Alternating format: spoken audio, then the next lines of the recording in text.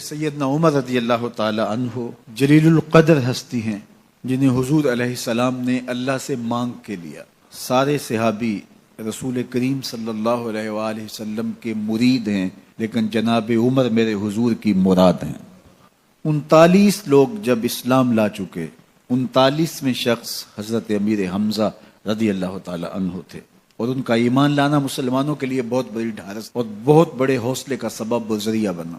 تو میرے حضور نے ہاتھ اٹھا لیے، کہا اے اللہ، ایک شیر دیا ہے امیر حمزہ، ایک شیر اور عطا کر دے، اب تیری مرضی، عمر بن خطاب دے دے یا عمر بن حشام دے دے۔ حضور دعائیں مانگ رہے ہیں اور یہ ہاتھ میں تلوار لیے غیظ و غضب سے بھرے ہوئے گھر سے نکلتے ہیں کہ بانی اسلام کا چراغ ہی بجھا دینا ہے۔ راستے میں ایک صاحب ملے اور کہا کہ عمر، تیور کوئی اچھے نہیں لگتے، خیر تو ہے، کدھر جا رہے ہو؟ کہا چراغ اسلام بجھانے جا رہا ہوں، یہ روز کا مسئلہ ختم ہونے لگا ہے میرے ہاتھوں۔ مسکرا کے بولے گھر کی خبر تو لو۔ کہا میرے گھر کو کیا ہوا؟ کہا تمہاری بہن فاطمہ بھی نوکر بن گئی ہے رسول اللہ صلی اللہ علیہ وسلم کی۔ غصے سے بھرے ہوئے اپنی بہن کے گھر کا رخ کرتے ہیں، اندر سے قرآن پڑھنے کی آواز آ رہی ہے، غصہ اور بڑھ جاتا ہے، دروازے کو زور زور سے کھٹکھٹاتے ہیں۔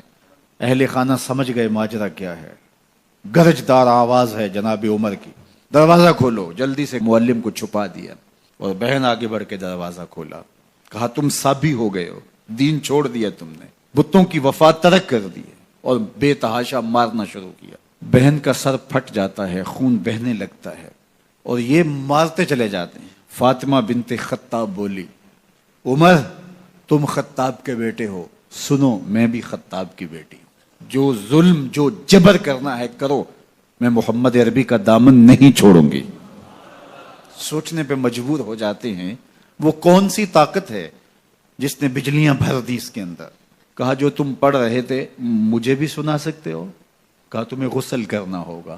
عمر اپنے بدن کو دھو رہے ہیں، میرا رب دل دھو رہا ہے۔ اتنے میں معلم بھی قرآن لے کر آ جاتے ہیں اور قرآن کی تلاوت ہونے لگتی ہے۔ طٰہٰ ما انزلنا علیک القرآن لتشقیٰ، 14ویں رات کے محبوب چاند، ہم نے قرآن اس لیے نازل تو نہیں کیا تھا کہ تم مشقت میں پڑ جاؤ۔ بے تاب ہو گئے، کہا عمر کی عمر برباد ہو گئی، مجھے لے چلو حضور کی چوکھٹ پہ۔ تلوار حمائل کی ہے، بہنوئی ساتھ ہیں اور حضور کی بارگاہ میں حاضر ہو رہے ہیں۔ دروازے کے سوراخوں سے دیکھا تو صحابہ تشویش کا اظہار کرنے لگے کہ عمر آ رہا ہے، تلوار حمائل کی ہے، ارادے اچھے نہیں لگتے۔ جناب امیر حمزہ نے کہا دروازہ کھول دو، اچھی نیت سے آیا تو استقبال کریں گے، نیت اچھی نہیں ہے تو اس کی تلوار سے اس کی گردن کاٹ دیں گے۔ حضور کے سامنے جا کے بیٹھ گئے، گلے میں کپڑا ڈالا تو حضور نے پکڑ کے کہا عمر، ابھی وقت نہیں آیا کہ تم اسلام لے آؤ؟ یہی وقت تھا عمر کے اسلام لانے کا، لبوں پہ کلمہ جاری ہو گیا۔ اللہ اکبر کی صدا اس زور سے گونجی کہ مکے کی گلیاں گونجنے لگیں۔ اسلام لانے کے بعد حضور سے پوچھتے ہیں حضور کیا ہم حق پر نہیں ہیں؟ فرمایا ہم حق پر ہیں۔ اللہ کا دین سچا نہیں ہے؟ کہا اللہ کا دین سچا ہے۔ آپ اللہ کے سچے نبی نہیں ہیں؟ فرمایا میں اللہ کا سچا نبی ہوں۔ تو کہا پھر ہم چھپ کے عبادت کیوں کریں؟ اب مسلمانوں کی 2 صفیں بنتی ہیں، ایک صف کی قیادت امیر حمزہ کرتے ہیں، دوسری صف کے آگے آگے عمر بن خطاب چلتے ہیں اور حضور درمیان میں ہیں، اور یہ ملکوتی قافلہ صحن حرم میں آ کے اعلانیہ عبادت کرتا ہے۔ حضرت عبداللہ ابن مسعود رضی اللہ تعالیٰ عنہ فرماتے ہیں عمر کا اسلام لانا اسلام کے لیے عزت کا سبب بنا، اسلام کے وقار کی علامت بن گیا۔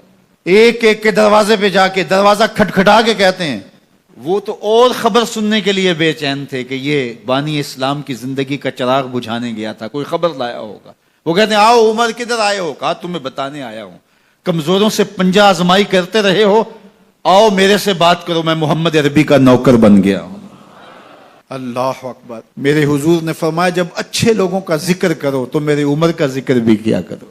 میرے عمر کی زبان پر حق بولتا ہے، سچ بولتا ہے۔ ان الشیطان یفر من ظل عمر، عمر کے سائے کو دیکھ کے شیطان بھاگتا ہے۔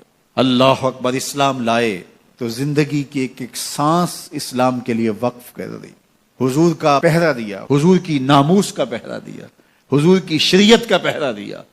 اسلامی فتوحات پھیلیں تو پھیلتی ہی چلی گئیں، کبھی مصر فتح ہو رہا ہے، کبھی ایران فتح ہو رہا ہے، آرمینیا تک مسلمانوں کی افواج پہنچتی ہیں، 22 لاکھ مربع میل پر حضرت عمر رضی اللہ تعالیٰ عنہ کی سلطنت پھیل جاتی ہے۔ عدل و انصاف کا دورہ ہوتا ہے۔ زمانے نے دیکھا کہ غیر مسلم بھی عدالت میں کھڑا ہے تو اسے خوف نہیں ہوتا تھا کہ میرے سے ناانصافی ہوگی، اس لیے کہ حکومت عمر کی چل رہی ہے۔ وہ بھی مطمئن ہوتا تھا کہ میرے ساتھ انصاف ہوگا۔